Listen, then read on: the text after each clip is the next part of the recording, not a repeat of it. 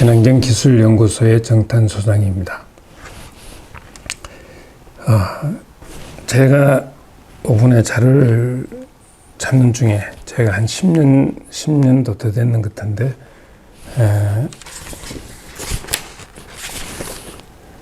2007년도에 저희들이 보고한 그 액비와 관련된 그 기능성 포도 만들기 위한 자료가 있어서 많이 참조했습니다.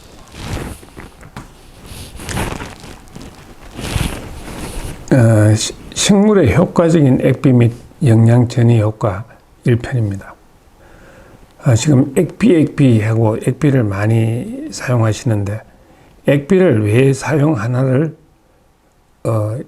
같이 한번 이야기해야 앞으로 액비 만드는데 좋은 효과가 있을 것이라고 생각합니다.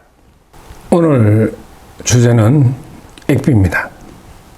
액비란 액체로 유동할 수 있는 영양분, 바로 이런 액체로 된 상태를 이야기합니다. 식물이 보통 이제 뿌리를 흡수하고 또 이제 필요에 따라서 연면 시비를 해줄 수 있습니다만, 연면 시비는 우리가 화장품 사용하는 것과 똑같습니다. 연면을 흡수할 수 있는 한계치는 분명히 있다는 걸 아시고, 연면 시비용보다 주로 관조하는 방식에서 굉장히 중요한 역할들을 합니다. 자, 액비란 액체로 유동할 수 있는 영양분입니다.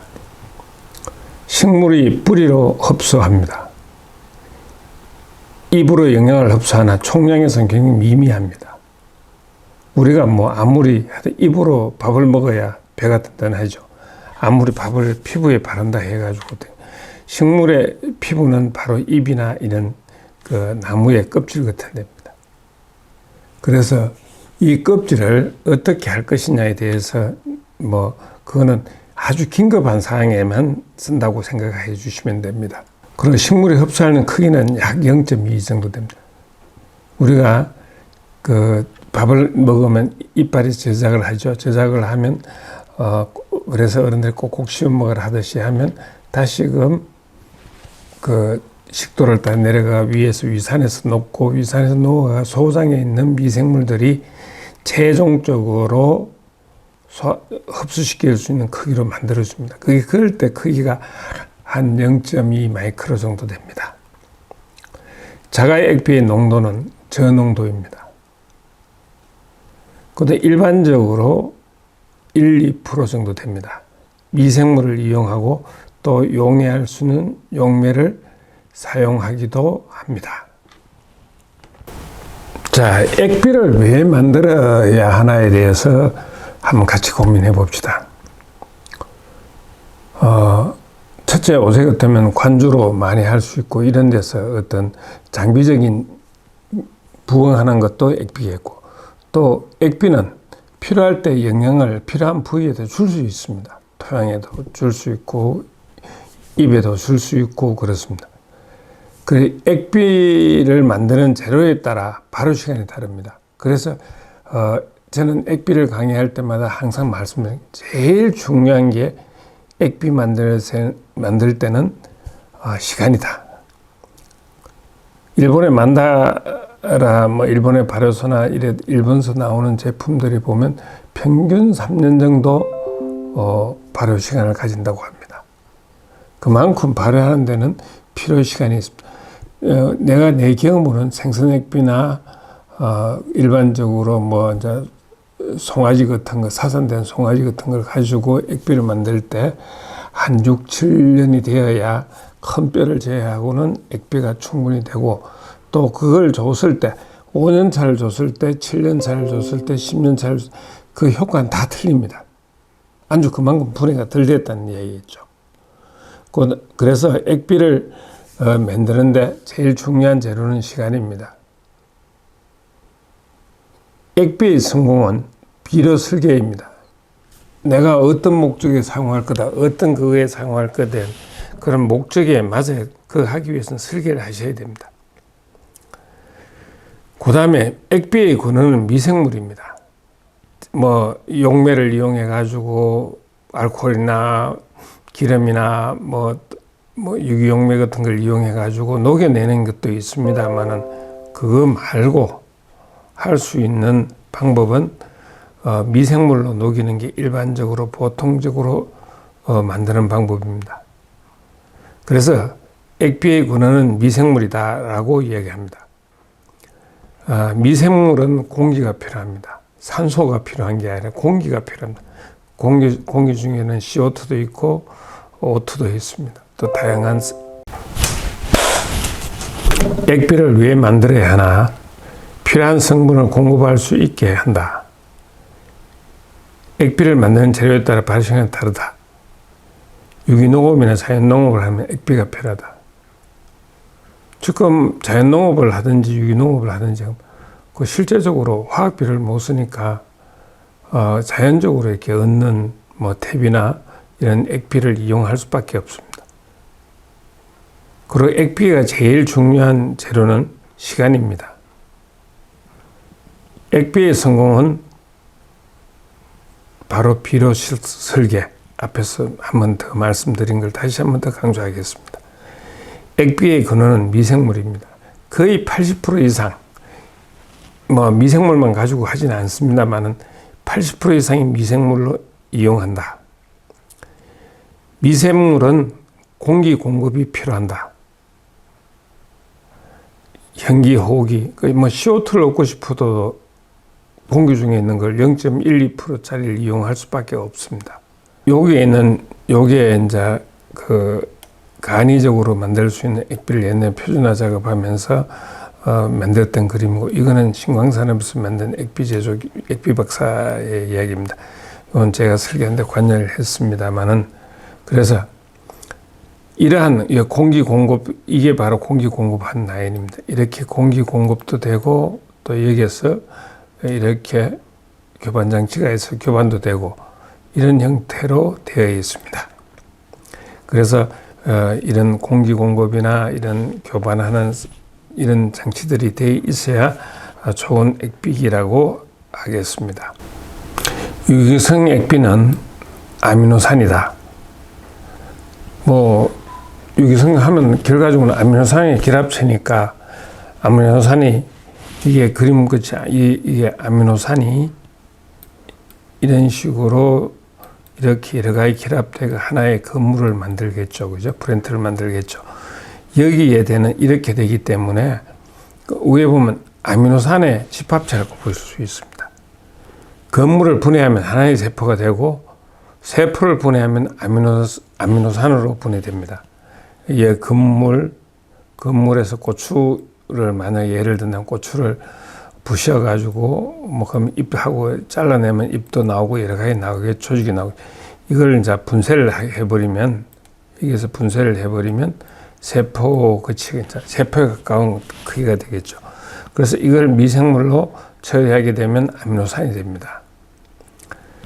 그래서 식물에서 광합성 해가지고 하나의 아미노산을 만들어서 상당히 많은 작업을 해야 됩니다.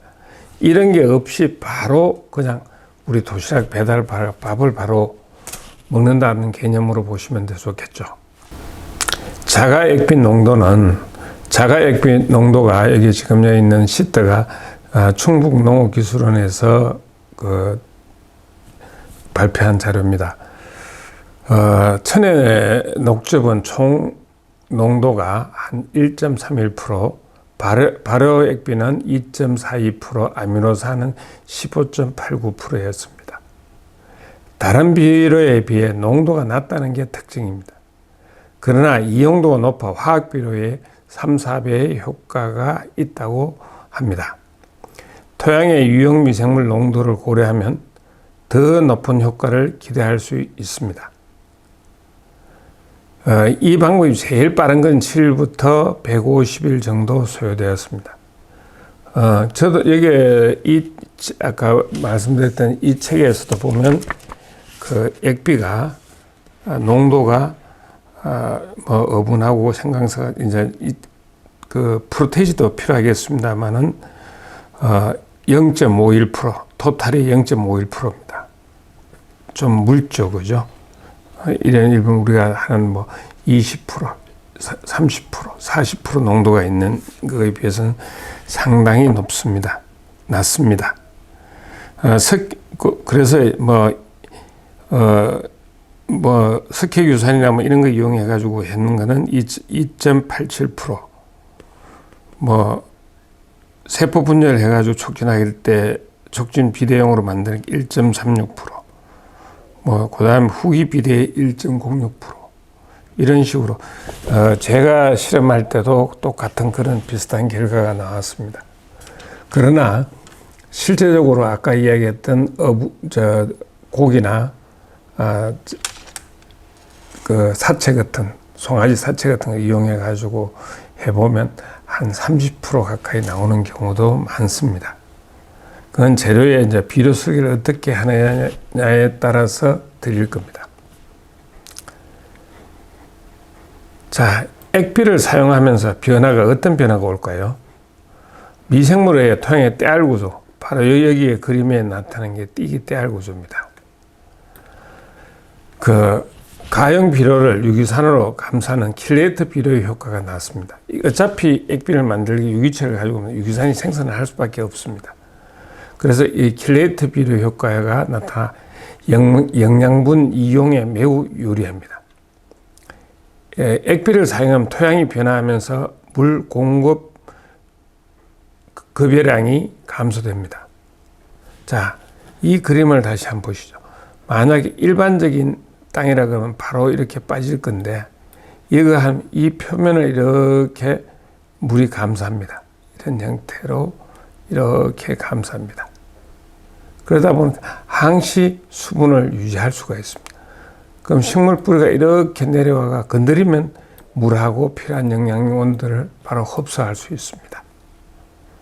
그렇기 때문에 떼알 구조가 매우 중요한 이야기고, 떼알 구조가 됐을 때는 비중이 0.99, 물보다 약간 가볍습니다. 그래서 이렇게 됐을 때는 가용 비료를 유기산으로 감싸는 킬레이터 비료의 효과도 나타나고요. 이러다 보니까 영양분 이용률이 높아집니다. 액비를 사용하면 토양이 변화하면서 이런 떼알 구조로 바뀌다 보니까 물 급여량이 감소합니다. 물을 질 수 있는 능력도 많아집니다.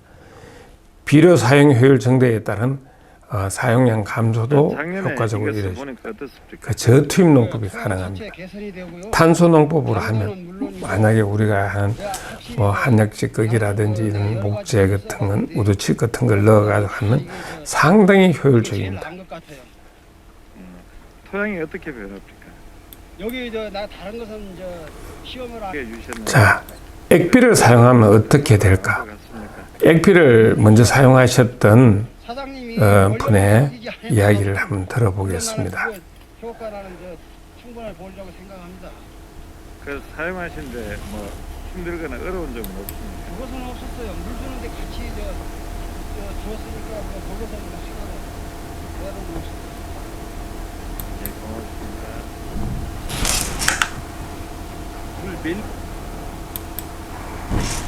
작년에 이거 써보니까 어떻습니까? 토양 자체 개선이 되고요.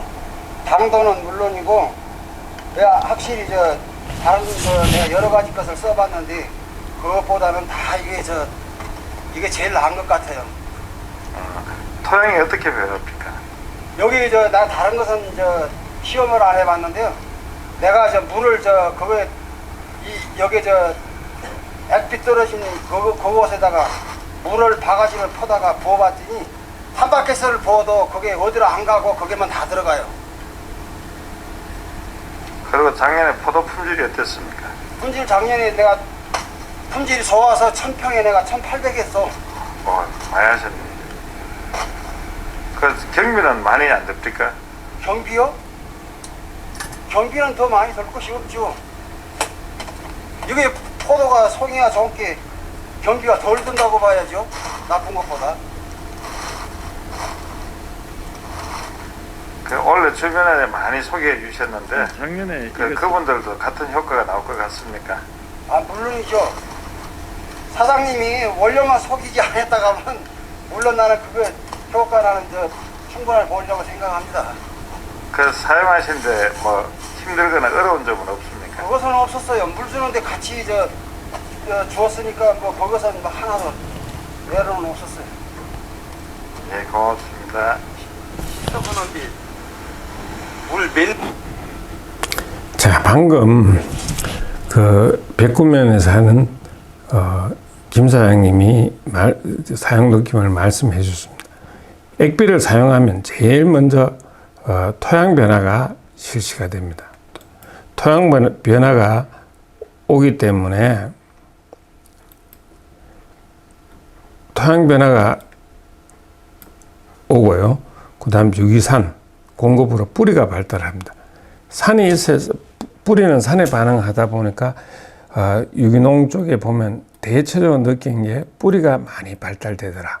자연농이나 유기농 쪽. 그래서 이거는 액비에 대한 유기산의 효과라고 저는 판단하고 있습니다. 뿌리가 발달하면서 영양 흡수도가 높아집니다. 결과적으로 잎이 크니까 많은 영양을 토양으로부터 가져가겠죠. 그 항산화 성분으로 저장성 및 당도, 감칠맛 효과가 뛰어나다. 생산성이 높아진다. 병충해가 강해진다. 이게 액비를 사용하는 효과라고 말씀드릴 수 있습니다. 작년에 이것은 사과 배, 과수용 배양인데요. 일반적으로 한 3,000평 규모가 일반 농장에 비해서 큽니다. 실제로 농사 짓는 분들도 3,000평 정도 짓는 분들이 많기 때문에 이럴 경우에는 소규모 양보다는 이러한 양을 쓰시는 게 중요합니다. 그리고 토양에 미생물이 우점될 때까지 상당히 많은 양이 들어갑니다. 많은 양이 들어가기 때문에 용량이 좀 있어야 됩니다. 그래서 내가 기술센터에서 액비에 대해서 강의할 때마다 아이고 죄송합니다라고 이야기하는 말이 어떤 그게 있는 시설에서 공급할 수 있는 한계가 있습니다. 또 소요량에 따라서 같이 나누어줘야 되니까 그냥 나누어줬다는 의미로서 끝나버리게 되는 경우가 많습니다. 그렇기 때문에 가져가시거든 꼭 재배양해 가지고라도 쓰시는 게 좋겠습니다라고 말씀드립니다. 그리고 이제 살균은 하셔야 됩니다.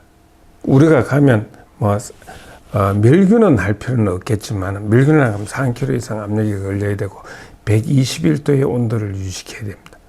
그렇게 하기 위해서는 상당히 장비가 비싸고 굉장히 힘듭니다. 또 기술적인 난이도도 있고 그래서 이럴 때는 80도 이상만 충분히 해가 80도 올려버리면 물 식히는 데 동안 상당히 시간이 걸리기 때문에 충분히 멸균할 수 있는 효과가 있습니다. 살균이 충분히 되어야 합니다. 간접 가열 방식이 되어야 합니다. 직접 해보면 바로 히터에 온도가 높기 때문에 스케일이 끼어버립니다. 그래 배출하면서 이송하는 기능이 같이 펌프하고 연결시켜 해줄 수 있다면 바로 거기에다가 투여를 할 수 있겠죠. 그래서 이제 이 모든 걸 사람이 일일이 있어서 하기 어렵기 때문에 요새는 판넬 간단합니다. 판넬 같은 거 하나 해가지고 붙여주시면 이제 상당히 유리합니다. 공기하고 빛을 조광하는 기능이 있어야 됩니다. 특히 EM을 배양을 많이 하실 건데요. EM 배양할 때는 빛이 매우 중요합니다. 그래서 이제 그다음 약품에 산성이든지 강산성이든지 이런 데 영향이 안 받을 수 있는 재질이면 좋겠습니다. 그래서 저는 요걸 옆에 있는 그림을 그처럼 만들면서 여기 2톤 용량인데 만들면서 여기에다가 안에 내식의 발표를 처리를 했습니다. 그래서 약품의 영향이기 때문에 충분히 이 농가들이 사용할 수 있습니다. 2편은 액비 만들기, 액비 설계에 대해서 말씀드리겠고 3편은 액비 사용 및 효과, 실제적으로 어떤 효과가 났다는 걸 갖다가 제가 다니면서 찍어놨던 사진을 가지고 말씀을 드리겠습니다. 그리고 이걸 보시는 분들은 옆에 좀 전파시켜 주시고 또 다른 분들한테 구독하고 좋아요 좀 부탁드리겠습니다. 이게 인원이 돼야 실제적으로 농가 행사 같은 거라든지 이런 데서 저희들이 좀 행사를 하려고 합니다. 그걸 하기 위해서는 녹화 방송만 할 수 없기 때문에 부탁드립니다. 좋아요, 구독 꼭 부탁드립니다.